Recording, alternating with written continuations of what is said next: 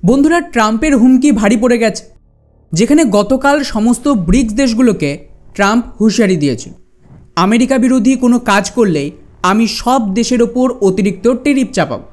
ব্যাস, এই প্রথমবার প্রধানমন্ত্রী মোদি সরাসরি জানিয়ে দিয়েছে যে আমরা আর আমেরিকার গোলামি মানব না, যার দরুন এবারে আমেরিকাকে শিক্ষা দিতে ওদের পুরো ডমিনেন্সকে চ্যালেঞ্জ করে আমাদের নিজস্ব অল্টারনেটিভ কারেন্সি তৈরি করব। অর্থাৎ এটা এখন অফিসিয়াল যে ভারত আমেরিকার বিরুদ্ধে গিয়ে ডলারাইজেশন করে ডলারের একটা অল্টারনেটিভ কারেন্সি তৈরি করবে, যাতে আমেরিকার সমস্ত দাদাগিরিকে শেষ করা যায়। আর সবচেয়ে বেস্ট পার্ট, ভারতের প্রস্তাবকে সমস্ত ব্রিক্স দেশগুলো ইনক্লুডিং চায়না, রাশিয়া খোলা সমর্থন দিয়েছে যে হ্যাঁ, আমরা ভারতের সাথে আছি এবং আমাদের হিসেবেই গোটা বিশ্বকে পরিচালনা করা হয়। মানে ধরে নিন যে এটা ক্ষমতা পাওয়ার জন্য অফিসিয়াল যুদ্ধের ঘোষণা আমেরিকার বিরুদ্ধে। দ্বিতীয় বিশ্বযুদ্ধের পর আজ পর্যন্ত কোনো দেশ এই ধরনের কিছু করার সাহস দেখায়। যারা চেষ্টা করেছিল, যেমন গদ্দাফি, তার কী পরিণতি হয়েছিল আপনারা সকলেই জানেন। ফলে এটাকে নিয়ে প্রশ্ন উঠছে যে প্রধানমন্ত্রী মোদি এখানে সরাসরি আমেরিকাকে চ্যালেঞ্জ করে ওদের সাম্রাজ্যের মেরুদণ্ড ডলারকে ভাঙার হুঁশিয়ারি দিচ্ছে। এর পরিণতি কতটা খারাপ হতে পারে? কী প্ল্যান রয়েছে ভারত, চীন আর রাশিয়ার? এই তিনটে দেশ কি কোনো রকমের জোট তৈরি করছে আমেরিকার বিরুদ্ধে, যেরকম দ্বিতীয় বিশ্বযুদ্ধের আগে জাপান, জার্মানি আর ইটালি করেছিল? আর ট্রাম্প যেভাবে হুমকি দিল, তারপর এখন কি কোনো বড় সংঘাত শুরু হতে চলেছে ব্রিক্স বনাম পশ্চিমা দেশগুলো? আর সবচেয়ে বড় প্রশ্ন, ভারত কীভাবে পুরো ব্লককে লিড করবে, সবটাই জানবো আজকের এই ভিডিওতে। তো সবার আগে এই রিপোর্টটা দেখুন, যেখানে ব্রিক্স দেশগুলো ভারত আর ব্রাজিলকে ইউনাইটেড নেশনসের স্থায়ী সদস্যের জন্য অফিসিয়াল সাপোর্ট দিয়েছে। স্পেশালি এখানে চীন এই ডিক্লারেশনে সাইনও করেছে। এত বছর ওরা ভারতের যে সদস্য পদ তার বিরুদ্ধে ছিল। এমনকি এর থেকে এটাও বোঝা যাচ্ছে যে ভারতের শক্তি কতটা। এই ধরনের যে সংগঠন রয়েছে, মানে এসসিও, ব্রিক্স, এই সংগঠনে মিটিংয়ের শেষে একটা ডিক্লারেশন আসে, যেখানে সব দেশকে সাইন করতে হয় যে হ্যাঁ, এখানে যা কথা হয়েছে তাতে সকলেই একজোট। তবেই কিন্তু ওই যে মিটিং সেটা সফল হয়। কিন্তু কোনো মেম্বার যদি এটা সাইন করতে রাজি না হয়, তাহলে ওখানে নেওয়ার সিদ্ধান্ত বেকার হয়েছে। খেয়াল করেন, এসসিওতে চীনের নেতৃত্বে দেওয়া ডিক্লারেশনে ভারতের ডিফেন্স মিনিস্টার সকলের সামনে পেন টেবিলে রেখে সাইন করতে অস্বীকার করে। ফলে ওটা কিন্তু চীনের জন্য বিরাট বড় ব্যর্থতা ছিল। কিন্তু ব্রিক্সের ক্ষেত্রে ভারত চীনকে বাধ্য করেছে সাইন করার জন্য, যার মানে দাঁড়াচ্ছে যে ব্রিক্স আর এসসিওতে চীনের সংগঠন বলে যারা চালাতো তাদের মুখে ঝামা ঘষে দিয়েছে ভারত সরকার যে আমরা না চাইলে এখানে কোনো কিছু হবে না। এখন প্রশ্ন আসছে যে এটা হলো কীভাবে? তো এর জন্য ভারতের বিদেশ মন্ত্রণালয়ের তরফ থেকে কি বয়ান দেওয়া হয়েছে সেটা আগে শুন, যা দেখেই ওদিকে ট্রাম্পের মাথায় বাজ পড়েছে। এটা রাশিয়ান মিডিয়া স্পুটনিকের অফিসিয়াল রিপোর্ট, যেখানে স্পষ্ট ভাষায় ওরা ভারতের বিদেশ সচিবের বয়ানকে কোট করে লিখেছে, এর সাথে ভিডিওটাও দিয়েছে যে ডলারাইজেশন হচ্ছে। আর ভারতের ফরেন সেক্রেটারি ধামু রাভি তো স্পষ্ট জানিয়ে দিয়েছে যে ব্রিক্স দেশের অসাধারণ প্রোগ্রেস হয়েছে এবং সকলে ন্যাশনাল কারেন্সিতে ট্রেড করার জন্য রাজি। এবার ভিডিওটা দেখুন। Countries are looking for alternatives.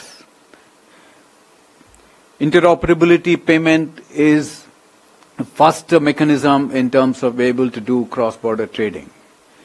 And this is a low-cost solution.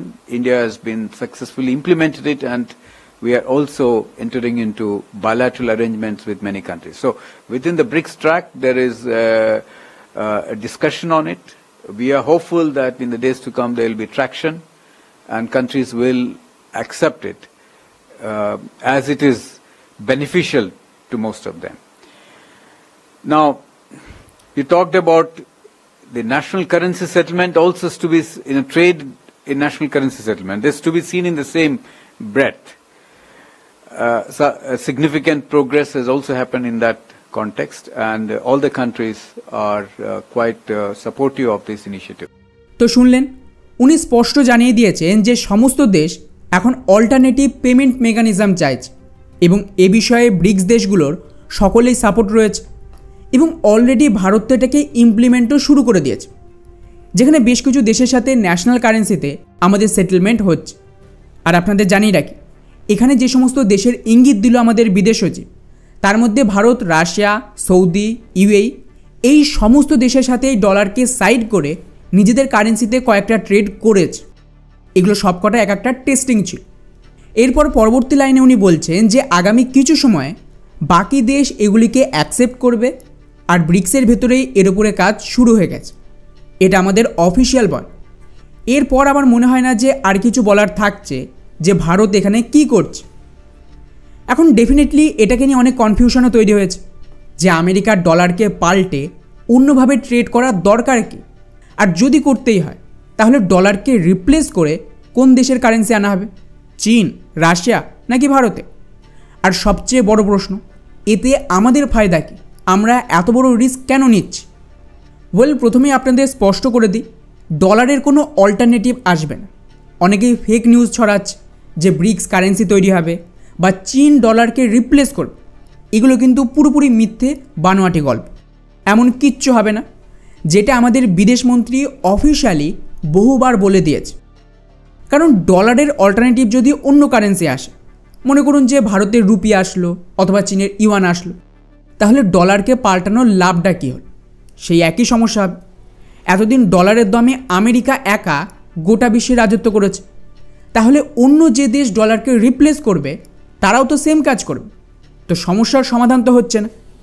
ফলে এখানে ভারত, চীন আর রাশিয়ার সাহায্যে ব্রিক্স দেশগুলোর অ্যাকচুয়ালি ডলারের অল্টারনেটিভ আনার জায়গায় একটা নতুন প্ল্যান করেছে। সেটা হলো মাল্টি কারেন্সি বাস্কেট আনার। এটা কি জিনিস?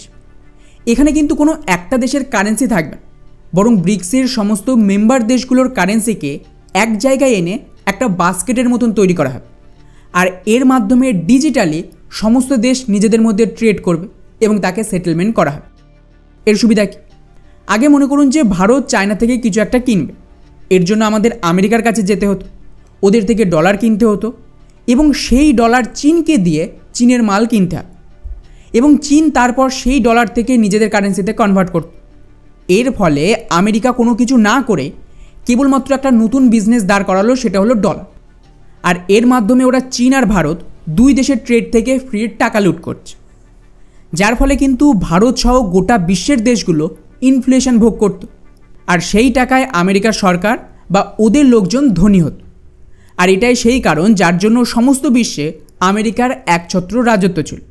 ওদের কিছু কাজ করারই দরকার নেই, ডলার ছাপাবে আর বাকি দেশ তো ওটা কিনবে।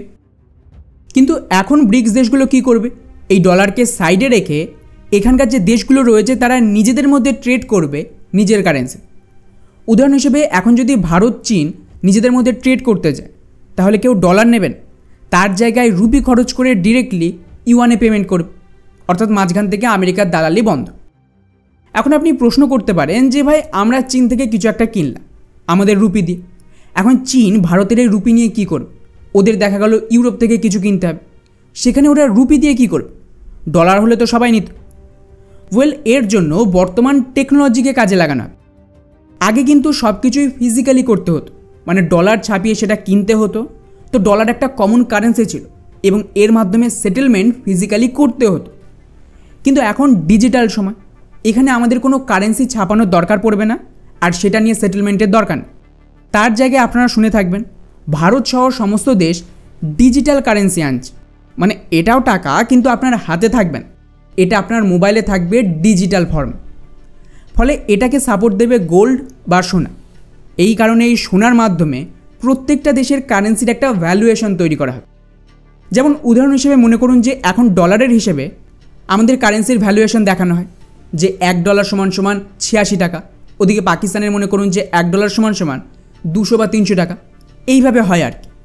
কিন্তু এটাকে যদি গোল্ডের সাথে জুড়ে দেওয়া হয়, সেক্ষেত্রে ডলারের জায়গায় এইভাবে হিসাব হবে যে 10 গ্রাম গোল্ড ভারতের মনে করুন 1 লাখ টাকা, তো সেম পরিমাণ সোনার ভ্যালু বাকি দেশের ক্ষেত্রে কত?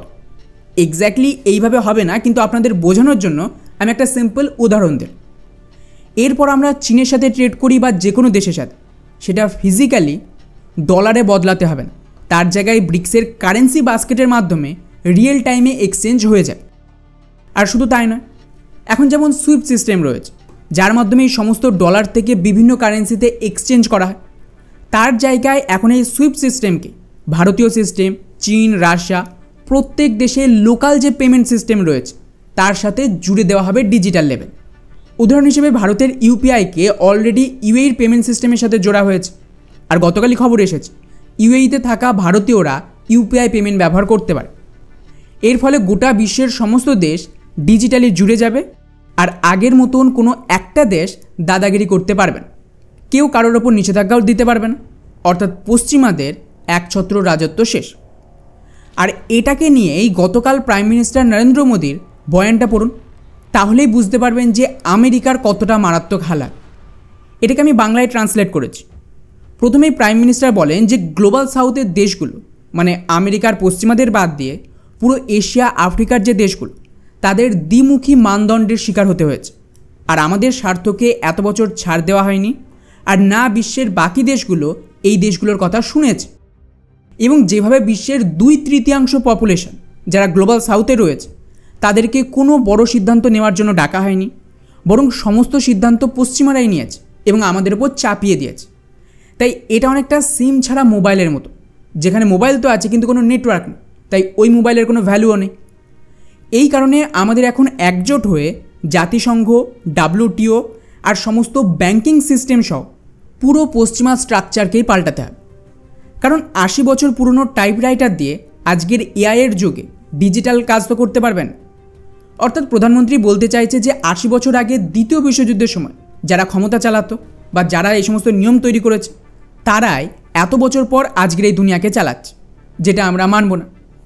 অর্থাৎ বেসিক্যালি ভারত বলতে চাইছে এখন এই গ্লোবাল সাউথের দেশগুলো একজোট হয়ে সিদ্ধান্ত নেবে এবং কাজ করে, যার আওতায় সমস্ত পশ্চিমা সংগঠনকে পাল্টে ওখানে গ্লোবাল সাউথের দেশগুলোকে সুযোগ দিতে হয়, যার আন্ডারে আশ্চর্যজনকভাবে রাশিয়া, চীন সহ পুরো ব্রিক্স দেশগুলো ভারত আর ব্রাজিলের জাতিসংঘের স্থায়ী সদস্যপদের পক্ষে ডিক্লারেশনে সইও করেছে, যেটা এর আগে হতো না। আগে চীন তো প্রতি বছর বাধা দিয়ে দিত, কিন্তু এবারে চীনও সাপোর্ট দিয়েছে। এর মানে স্পষ্ট যে ব্রিক্স দেশগুলো আর গ্লোবাল সাউথ গোটা বিশ্বকে কন্ট্রোল করবে। আর এই গ্লোবাল সাউথের নেতৃত্ব দিচ্ছে কিন্তু ভারত। মজার ব্যাপার দেখুন, এই যে পুরো ডলারাইজেশন এটা এবছরেই হয়ে যাবে ডিসেম্বরের মধ্যে। আর ভারত ব্রিক্সের হোস্ট করবে আগামী বছর, মানে 2026। অর্থাৎ আগামী বছর ভারত পুরো নতুন পেমেন্ট সিস্টেম আর মাল্টিপোলার বিশ্বের উদ্ঘাটন করবে নিজের দেশ থেকে। এই জন্যই কিন্তু খুব প্ল্যানিংয়ের সাথে 2026 সালকে সিলেক্ট করা হয়েছিল ভারতের ব্রিক্সকে হোস্ট করার জন্য। অর্থাৎ আগামী বছর আমরা ভারতের মাটিতে এক নতুন বিশ্বের রূপ দেখতে পাব। ফলে টু বি অনেস্ট, গত কয়েকশো বছরের ইতিহাসের সবচেয়ে বেস্ট সময় আমরা দেখতে চলেছি এবছর এবং আগামী বছরে, যে কিভাবে পশ্চিমা সাম্রাজ্যবাদের ফাইনালি পতন হয়ে ভারত আর গ্লোবাল সাউথ ওপরে উঠবে।